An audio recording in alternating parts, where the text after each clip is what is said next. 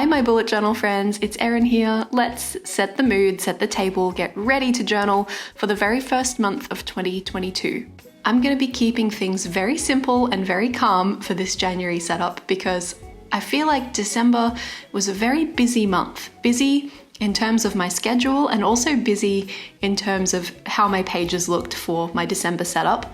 So I'm moving away from that, going for something very calm. I've chosen cool colors because it is the middle of summer here in Australia and I just don't want to look at hot colors in my bullet journal. And I guess in general, I just wanted to simplify everything for 2022. It's been a complicated couple of years, I think, for everyone. So having a simple start to 2022, I think is just a nice way to kick off the year. I'm not usually a quote page kind of girl, but my first page here is a quote page. Once it's all on the paper, it's going to say, like a chapter in a book waiting to be written, which is a quote from Melody Beattie. I've cut a little bit of this out to make it fit better on the page, but the full quote is, "The new year stands before us like a chapter in a book waiting to be written," which I just thought was an appropriate quote to have for the very beginning of a new year. The coloured pens I'm using for this setup are all from Tombow. The pale lavender mauve kind of colour is the 623. The periwinkle blue is the 533 and the dark purple is the 636. All of the fine liner bits and pieces are done with the Sharpie Pen. And my first notebook for 2022 is from the washi tape shop. It's the Moonbeam Journal, which they very kindly gifted to me last year and I'm excited to give it a good test.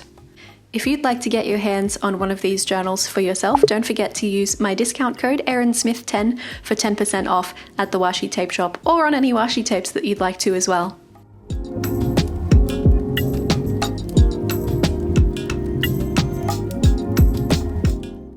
I always go in with pencil first to make sure everything is where I want it to be, so we'll just erase these pencil lines and then move on to the calendar page. This January calendar page setup is very different for me. I've never done a calendar page quite like this one, and I've taken my inspiration for this page from Little Olive Bujo on Instagram. Viola made a really beautiful December calendar page with this layout, and so I've borrowed it and I'm appropriating it into my book.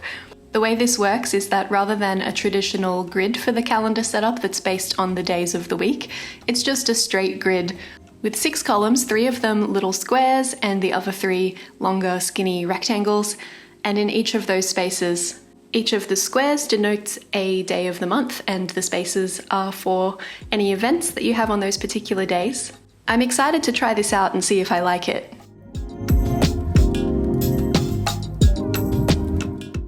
Just adding my January header at the top of the page here with the 636 Tombow. I really like the hand lettering style you can get with the Tombow brush pens, but I find the text has to be pretty big for me to make it look good. I know some people can pull it off with smaller lettering with the Tombows, but I find it really tricky. So if I need to do something smaller, I'll usually switch to the bullet end.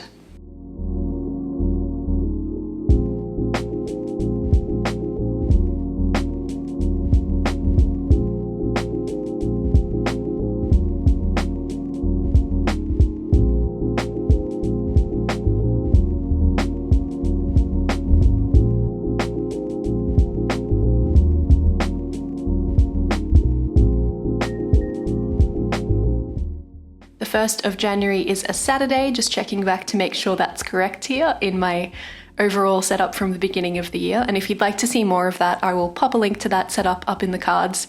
Everything that I'm bringing with me to track for the whole year, rather than just the month-to-month things here.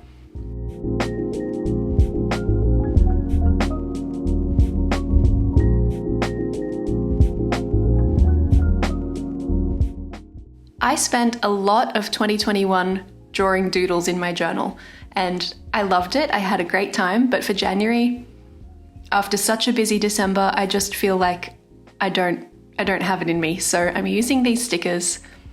These are from Notebook Therapy. It's the Watercolor Plants and Flowers sticker set. It comes with 6 pages of stickers.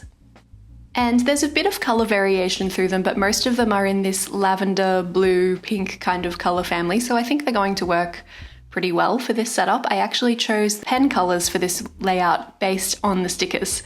So I'm just using them as little accents in some of the negative spaces. on the corners of boxes, down in the bottom corner, and then we're moving on to, I don't know what to call this other than my currently spread. I've always been very keen on the idea of a gratitude log in my journal, and I also like having a space to set goals. But in my travels around Instagram, I found this gorgeous setup from, I'm so sorry if I butcher this name, but Lene, I believe, Lene Zulkifly on Instagram. I will pop a picture up on the screen so that you can see it rather than my terrible pronunciation. I loved this setup where it had a section for loving, a section for listening, and a section for excited about. I remember when I was in school, I used to love to write at the top of each page of my diary what I was listening to or what song was in my head that day. And it's been a very long time since I did that, but I think it might be nice to make a return to my younger self in this section of my bullet journal. So hopefully this will be something that I enjoy and bring it forward with me into future months as well. We'll have to see how much I use it, because sometimes I think something's going to go really well and then it doesn't.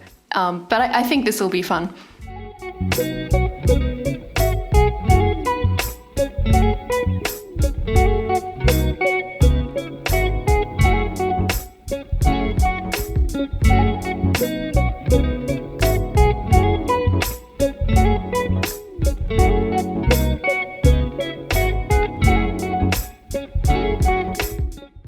So from Lene's design, I have borrowed loving and listening. I've made the bottom section of the left page watching and reading. And on the facing page, I've got my gratitude section. I've just made it grateful to work with the currently heading. I've also got aiming for my goals and wanting for anything that I'm thinking about purchasing. I'm trying to put a bit of time in between me and my purchases. So this is where I'll write anything I'm thinking of buying, but not quite ready to pull the trigger just yet.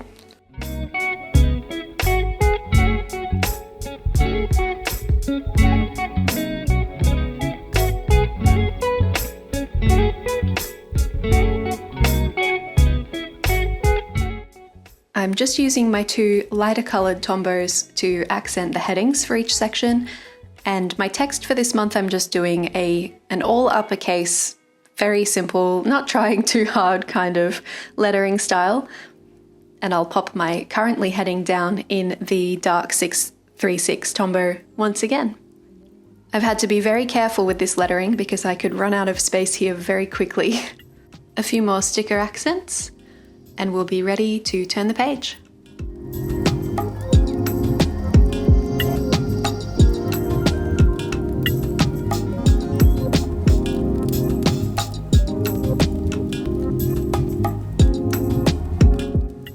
While you're watching the progress on this spread, I'd love to know, what's the weather like for you right now where you are? It's the middle of December at the time I'm recording this, and it's been getting to around about 28 degrees Celsius, sometimes around the 30, 31 kind of mark, so it's pretty warm, but not the warmest that we can get in our summer. So I'm hoping it's just going to be a mild one this year.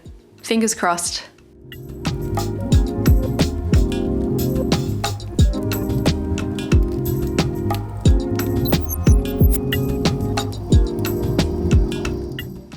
Oh, I almost forgot to add the numbers and the initials for each day of the week in my grateful section, so we'll just pop that on quickly first, and then we'll carry on to the next spread.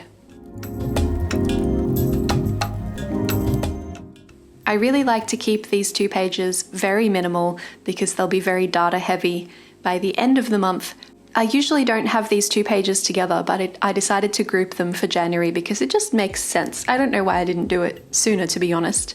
The left page is my phone and sleep tracker. I've adapted this a little bit for 2022 because in 2021 I was using two of the Notebook Therapy original size journals. They got me through the whole year, and they are a little bit smaller than A5, whereas this year I've moved into an A5 size journal and I've got a little bit more space to play with than what I'm used to. So rather than just having the initial and the number for each day of the week in a column on the left side, I'm adding one to the right side as well, just to make it easier to see where I'm at as I'm moving down the far right side of the sleep tracker.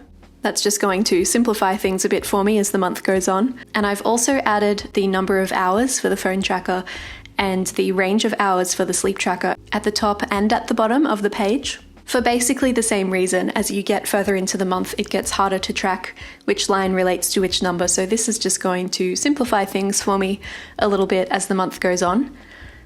And when we highlight each of those in our accent colours for the month, it's going to be that little bit of extra decoration as well, without really having to try, so I do appreciate that.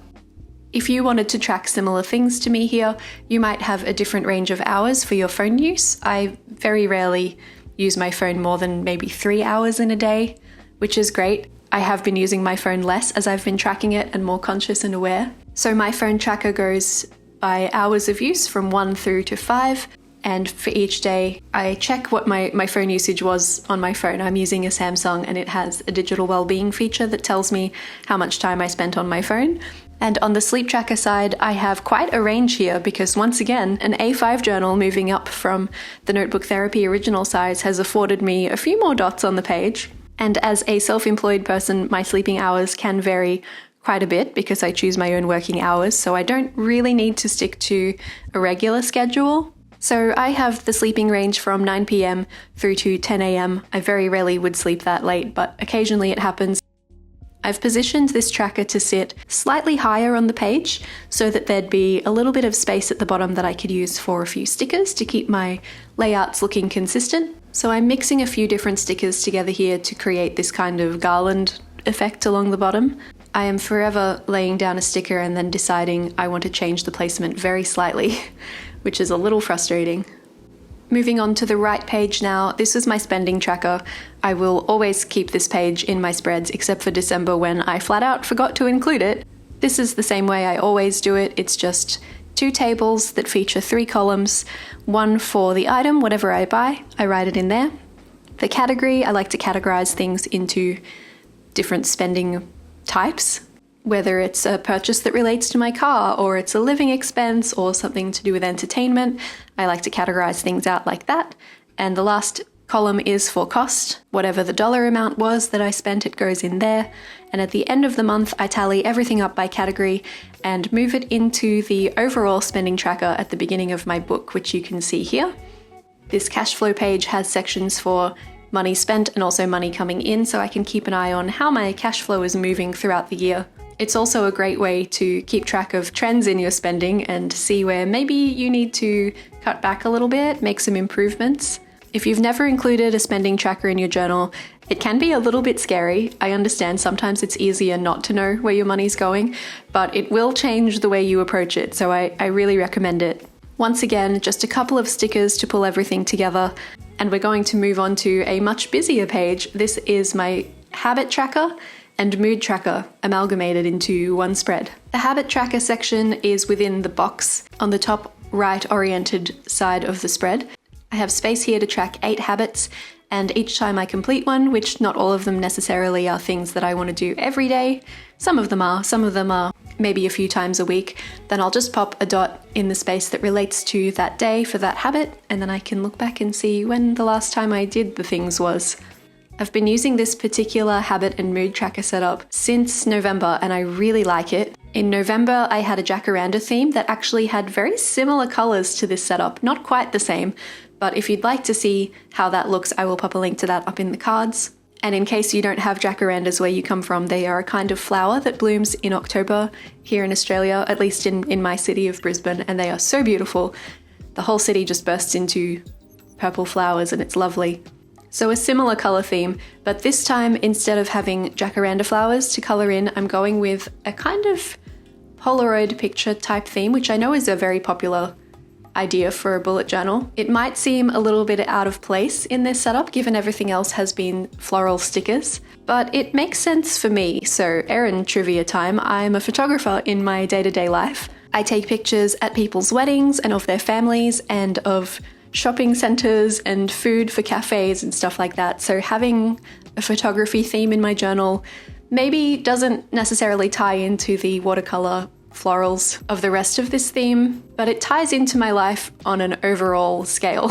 This is a very simple mood tracker to set up.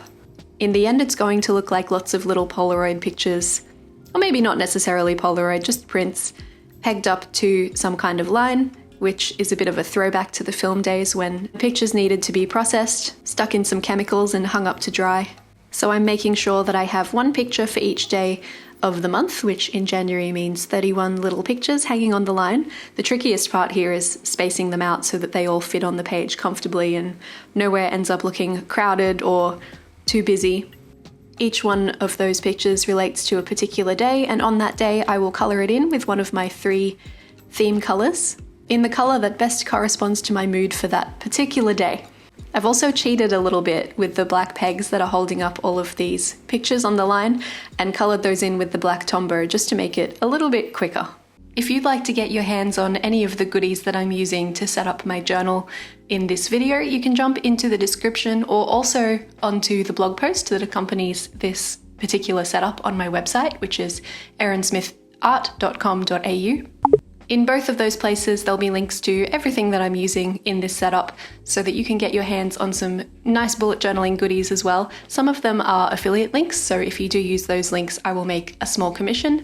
It doesn't cost you anything extra, but it does help to support me and my channel, so if you choose to purchase through those links, thank you so much. I really appreciate your support.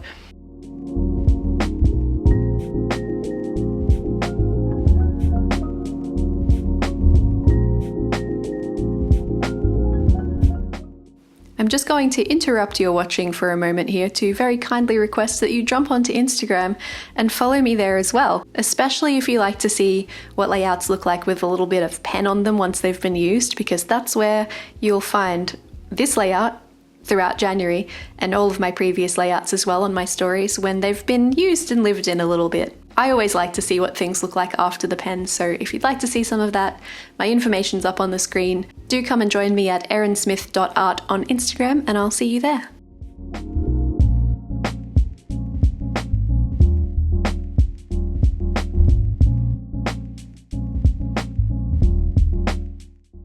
I've highlighted my heading section here in the darker purple, and I'm using a Posca paint pen in white to pop my heading down here for habits and mood. And now all we need to do is swatch each of the pens to determine which one corresponds to which mood, and we'll carry on to the first weekly for the month.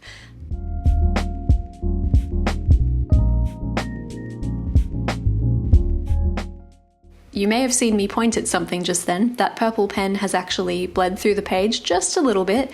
It's a bit tricky to see on camera here. It's a little bit more visible in real life. It's not going to bother me that much, but if you're someone who doesn't like bleeding in your books, then the darker Tombows, if you go over the same area more than once, might peek through a little bit with this Washi Tape Shop Moonbeam journal, so do keep that in mind. It's lovely paper, it's very nice. It's not completely white, it's a little bit of a cream colour, and so far is not quite holding up to pens quite as well as the notebook therapies that I used last year, so that's just an observation in case you'd like to hear it. The way this weekly works is I've got 8 boxes on the page. I won't use the first one for any particular day. That's just a general area for notes or reminders, maybe a running to-do list. And from that point, I like to start my weeks on a Monday. I accidentally wrote down Saturday because I wasn't thinking properly, but ideally I want to have Monday, Tuesday, and Wednesday on the top row, Thursday, Friday, Saturday, and Sunday on the bottom row, and I've just used that Posca paint pen again to go over where I started writing Saturday and fix it up, and it's actually worked really well, so that's a good way to fix a mistake. I think that's actually worked much better for me than correction tape. Get yourself a white paint pen and use it to hide all of your sins.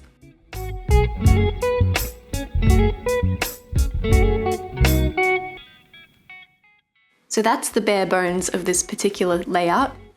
Now I'm just going to decorate things with some stickers. I'd gone through with pencil and circled kind of where I wanted them to sit, where I thought things would look nice and aesthetic. Based on a very similar layout from Tiger Fraulein on Instagram. I am forever saving the beautiful things I find on Instagram for that perfect moment when the time comes to incorporate them into my own book. Mine will look a little bit different, as my stickers are a little bit different, but the overall concept is the same.